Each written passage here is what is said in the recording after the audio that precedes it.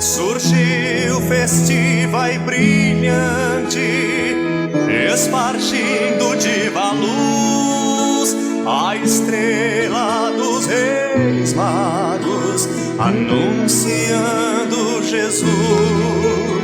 Amigos de Osório apresenta Histórias do Litoral Norte com o professor Lauro Cunha. Seu esposo era um bandido, senhora dona da casa.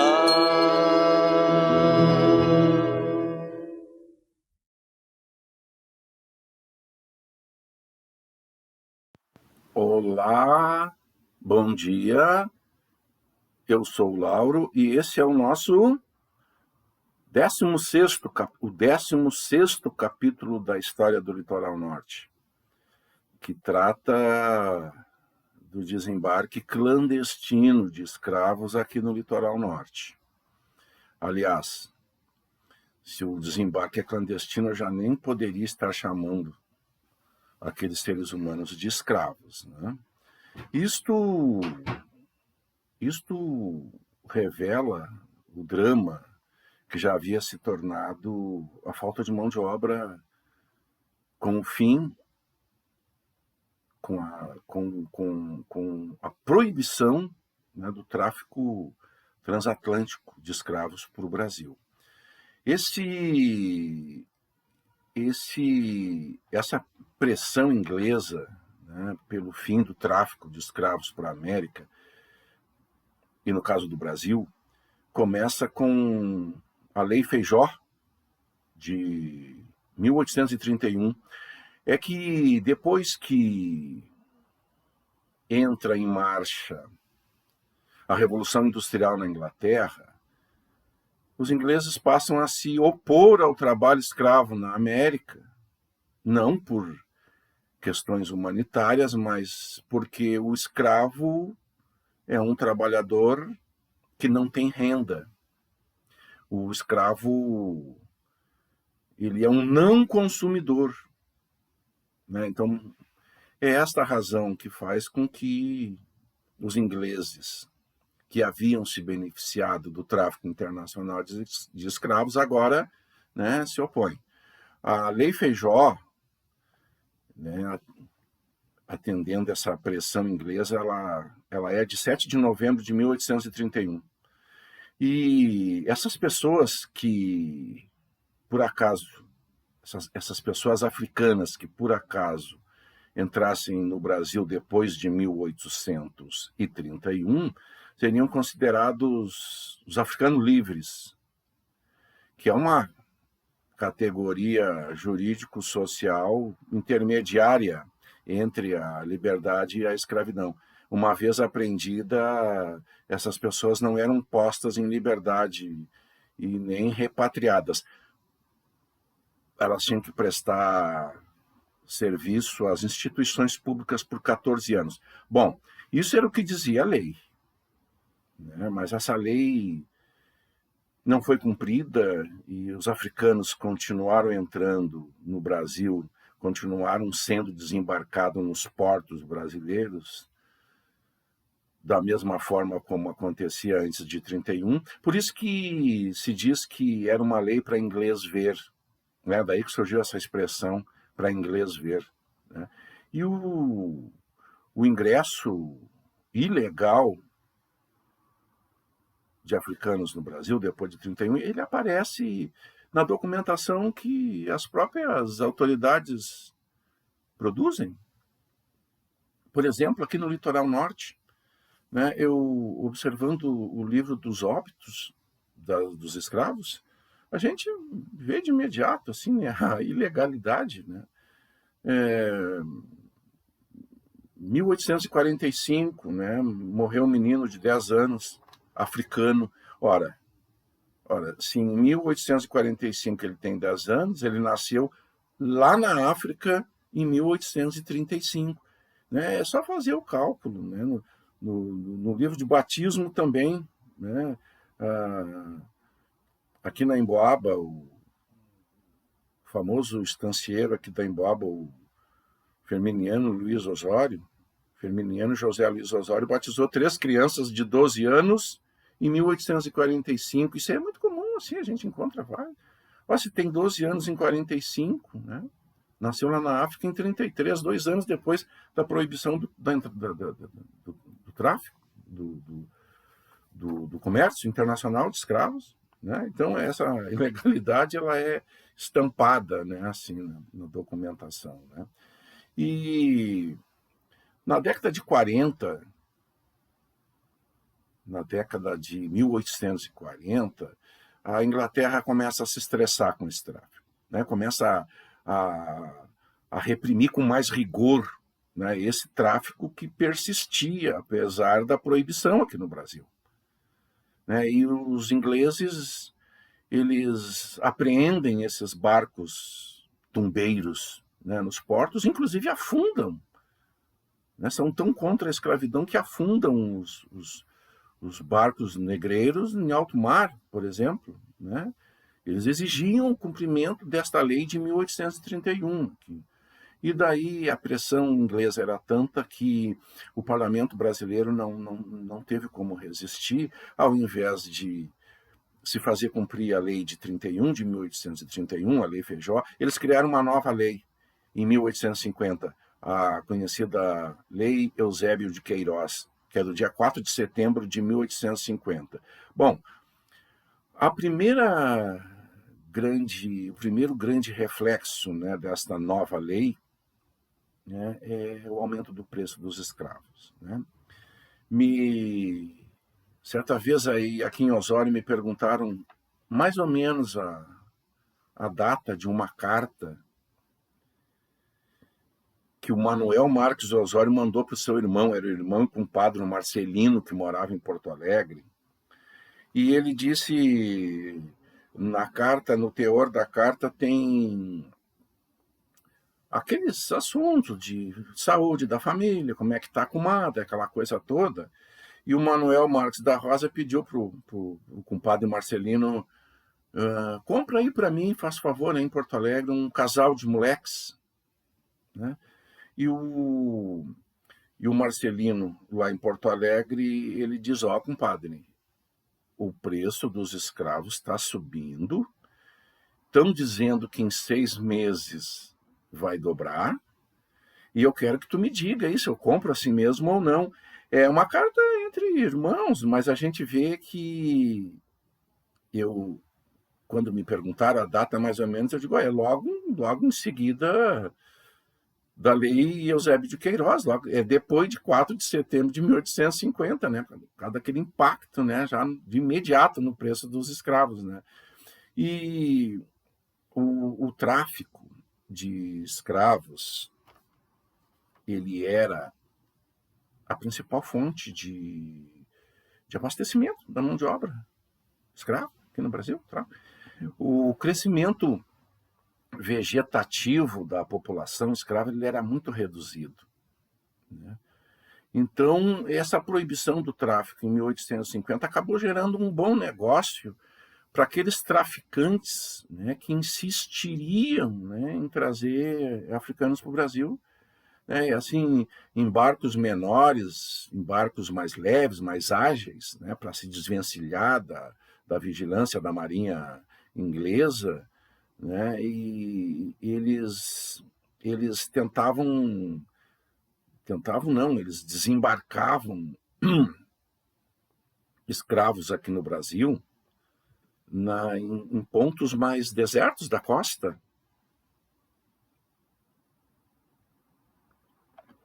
Nós temos notícias, informações, documentos sobre 2 desembarques que houve aqui na costa marítima de Conceição do Arroio. O primeiro, né, desse desembarque de escravos aqui em Conceição do Arroio, na costa marítima de Conceição do Arroio, se sabe muito pouco dele.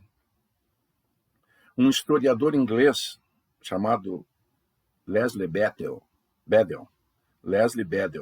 ele diz que esse desembarque aconteceu aqui no dia 12 de maio de 1851. Ele diz que foram desembarcados aqui 235 pessoas e que havia morrido no caminho 53. Então, que esse barco havia saído da África com 288 pessoas. Ele não diz o local onde foi desembarcado aqui no litoral norte, e ele diz que as autoridades conseguiram apreender, né, boa parte desses escravos aí.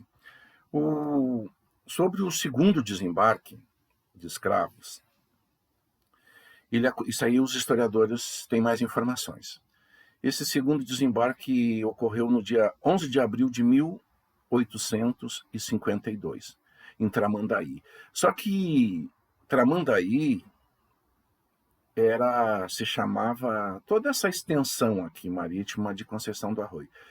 Ali de Arroio do Sal até Quintão, né, tudo era Tramandaí, né? E os historiadores calculam que esse segundo desembarque tenha se dado ali na Praia do Barco, em Capão da Canoa, né? Ali o barco foi encalhado de propósito na praia, e ali foram desembarcadas 200 pessoas da nação Congo, né? Eles já estavam sendo esperados ali por compradores, escondidos num capãozinho de mato, na beira da Lagoa dos Quadros, né? E dali eles foram deslocados para a encosta da serra. Uns tentaram fugir, foram recapturados, né? Compradores também de São Francisco de Paula.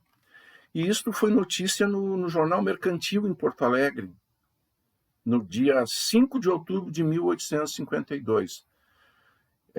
O jornal noticia que 4 daqueles desembarcados, 3 homens e uma mulher, foram apreendidos em Maquiné, e o chefe de polícia em Porto Alegre encaminhou eles para a Santa Casa, né?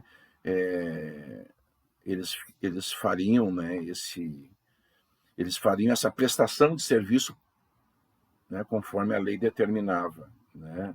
Ninguém pensava em devolver eles para a África, né? Esse período de 14 anos que eles tinham que trabalhar aqui, uma vez apreendidos, essa tutela, era o período que se considerava necessário para transformá-los, né, em bons trabalhadores brasileiros, né?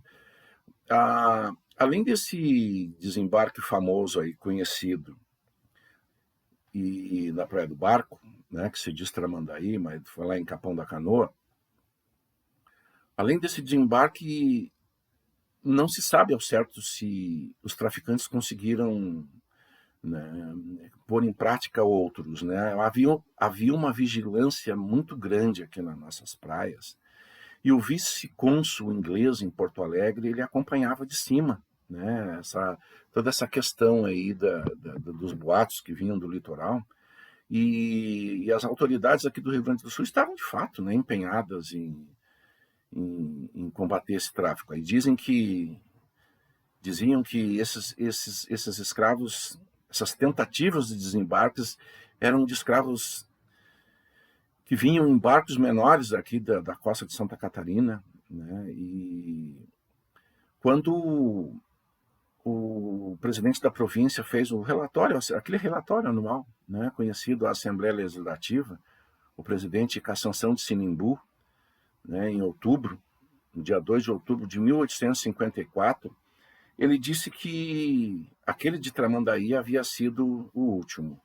Ele disse assim também que uma polícia vigilante percorre as costas do nosso litoral, desde Estreito até Torres, e por falta de força na província vizinha, ainda se conserva um oficial com destacamento nosso na Barra do Araranguá, que era o ponto escolhido para o desembarque. Então, assim, de fato havia essa preocupação, né? E em função, principalmente, dessa vigilância do vice-cônsul inglês aqui em Porto Alegre, né? Mas, assim, havia muitos boatos, né, sobre o desembarque de escravos ali. E o governador, então, o presidente da província, mandou mais policiais para vigiar as praias, né? Inclusive agentes secretos, né, infiltrados na população aqui do litoral para averiguar, né, o que de fato acontecia. O mais empenhado historiador a pesquisar essa questão do tráfico aqui no litoral norte, que é o maior também, um dos maiores pesquisadores da escravidão, de um modo geral, no Rio Grande do Sul, é o professor doutor Paulo Roberto Stout Moreira. Ele escreve nessa série aqui, Raízes. Esse aqui é o Raízes de Pinhal. Aqui, o professor Paulo, ele nos informa, baseado em suas pesquisas, que em setembro, outubro de 1862, circulou a notícia de que um novo desembarque estava para acontecer aqui no litoral norte, né? Daí, essa desconfiança aí, quem levantou essa desconfiança foi o delegado suplente de Conceição do Arroio, um senhor chamado Tibúrcio Domingos de Oliveira Brás.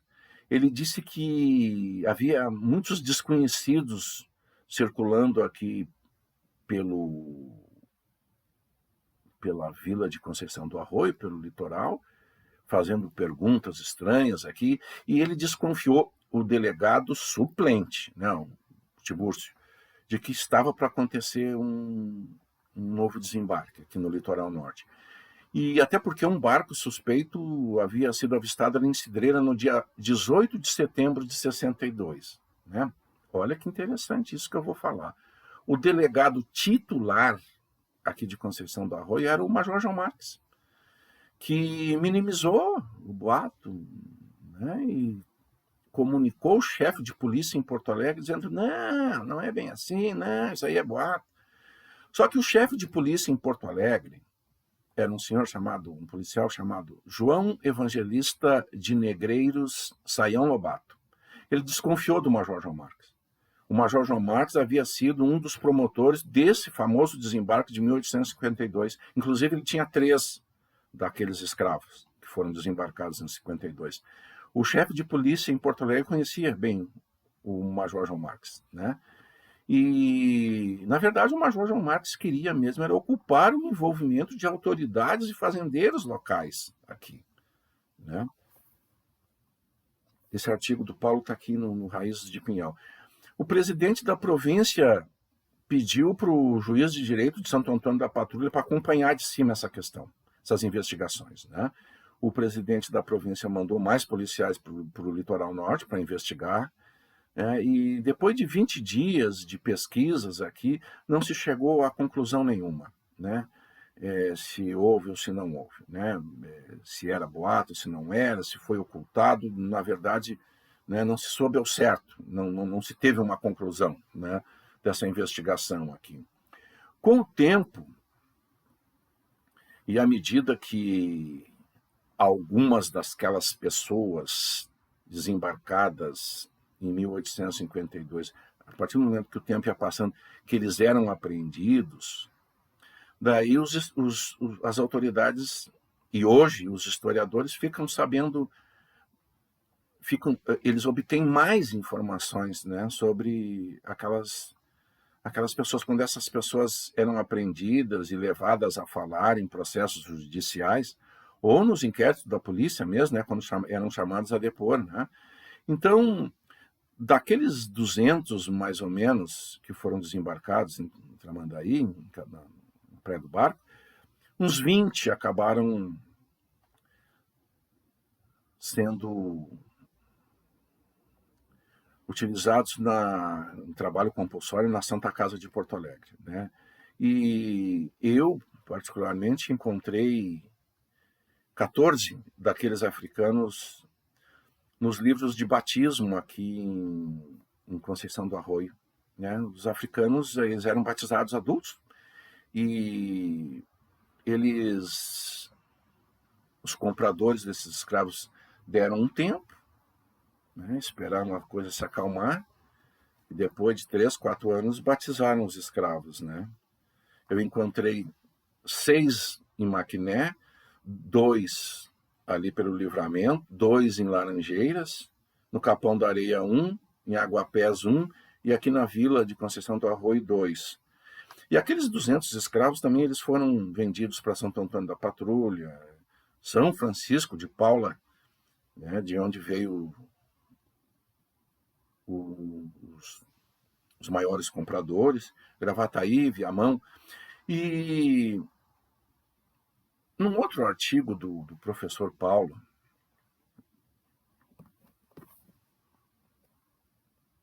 está nesse livro aqui, Raízes de Santo Antônio da Patrulha. Lá no final aparece a capa direitinho, né?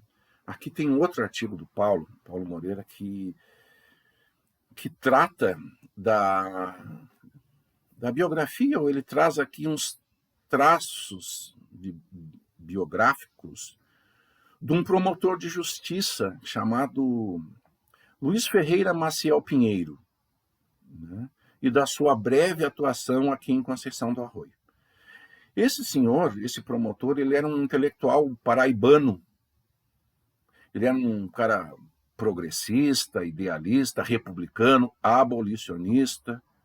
Ele foi nomeado para a comarca de Santo Antônio da Patrulha no dia 26 de fevereiro de 1868. Né? E ele veio a se conflitar com os interesses locais aqui, né? Por se posicionar ao lado de pessoas que estavam sendo escravizadas de maneira ilegal. Né?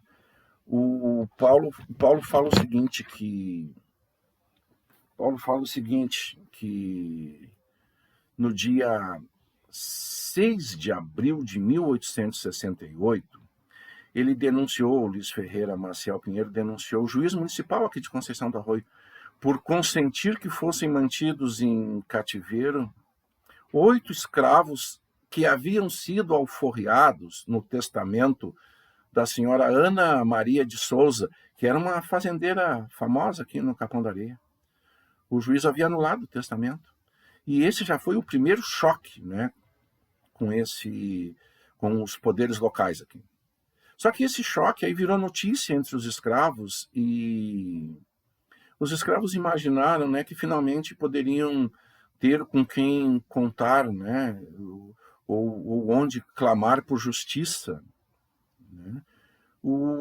Em setembro de 1868, o promotor esse foi procurado na calada da noite por 2 escravos, o Joaquim e a Maria. E esse casal de escravos falaram que eram daquele grupo desembarcado em 1852, há 16 anos atrás. E que, assim como eles, havia muitos outros escravizados daquele desembarque aqui pela região. Então, o promotor comunicou imediatamente o presidente da província e começou a investigar essa história, né? E logo ele teria assim, uma grande decepção. Né? Os coronéis locais aqui do Litoral Norte pressionaram o governo da província e conseguiram impor silêncio à justiça. Né? O líder desse descontentamento aqui no Litoral Norte era o Major João Marques, né? que escravizava ilegalmente 3, né, daqueles escravos de 1852 na sua fazenda ali no Morro Alto. Né? No dia 5 de outubro de 1868, o presidente da província, né, o Antônio da Costa Pinto e Silva, determinou o fim das investigações, né, para encobrir o envolvimento de arroienses importantes, né, a elite aqui de Osório. Né? E desmoralizado e humilhado, o promotor Luiz Ferreira Maciel Pinheiro se demitiu 4 dias depois. Então, quando eu falo essas questões para os vereadores, vereador é o nome das ruas aqui das cidades.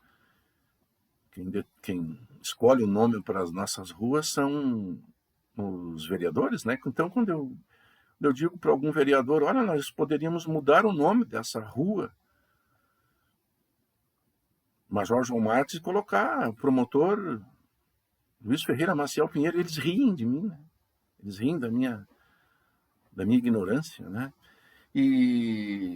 Mas eu acho que seria justo, né? E outro historiador a fazer pesquisas sobre esse desembarque de 1852, o famoso desembarque de 1852, famoso porque é o único que se tem algumas informações, né? Os outros a gente não tem. Um outro historiador a fazer pesquisa sobre o desembarque de 52 é, né, o Vinícius Pereira de Oliveira. O Vinícius, ele rastreou a trajetória de vida de um daqueles escravos, o Manuel Congo. E o Manuel Congo, ele era um africano muito inteligente, ele sabia o tempo todo que aquela escravização dele era ilegal. Ele lutou incansavelmente pela sua liberdade, né? A principal fonte de pesquisa que o Vinícius utilizou é um processo-crime riquíssimo em informações, no qual o Manuel é interrogado e levado a falar sobre a sua trajetória, né? O Oliveira, o Vinícius utiliza esse caso particular aqui como uma porta de entrada, assim, um fio condutor, né, para explorar problemas e contextos mais amplos, né? Estudando o caso do Manuel, ele concluiu que a grande maioria daqueles escravos africanos, daqueles africanos desembarcados em 1852, nunca alcançou a liberdade, né? Morreram escravos aqui no litoral norte. A questão é a seguinte: esses desembarques ilegais depois de 1850, eles perduraram até 1856, mais ou menos, né? Com o fim da principal forma de reprodução da mão de obra escrava, se fez necessário aqui no Brasil um rearranjo da força de trabalho, né? O escravo deixou de ser aquela mercadoria barata, né, e facilmente substituível. Os senhores passaram a moderar um pouco nos maus tratos para não utilizar o corpo dos trabalhadores, né? E, de um modo geral, também eles passaram a fazer aquilo que eles não faziam, que era incentivar os casamentos, as uniões entre escravos, né, na esperança de aumentar a escravaria, né? A partir desse momento passa a haver uma criolização da população escrava no Brasil. A mão de obra escrava teria que se manter com pessoas nascidas aqui. E é claro que as pessoas nascidas aqui não nasceriam, né, na mesma demanda, né, do regime, né? Uma região que sofre bastante é a nossa aqui, o litoral norte, né? É profundamente impactada com o fim do tráfico internacional de escravos no Brasil. Porque a partir do momento que é proibido a entrada de novos trabalhadores africanos, começa a ver aqui no Brasil o seguinte: as pessoas mais pobres passam a vender os escravos para as menos pobres ou mais ricas. Os municípios mais pobres começam a vender os seus escravos para os municípios mais ricos. Os estados, as províncias mais pobres, passam a vender os seus escravos para as províncias mais ricas. Então, o Rio Grande do Sul, por exemplo, assim, é um grande vendedor de escravos a partir de 1850, né? O grande comprador de escravos é São Paulo, né? A cafeicultura paulista, né? Então, o desembarque de escravos em Tramandaí tem a ver, está diretamente ligado ao fim do tráfico internacional de escravos, e o fim do tráfico internacional de escravos é um fato assim profundamente impactante na economia aqui do litoral norte, né? Então, por isso era hoje, tá, pessoal? E no próximo capítulo nós vamos ver a emancipação do município de Conceição do Arroio. Tá ok? Obrigado então e obrigado pela paciência.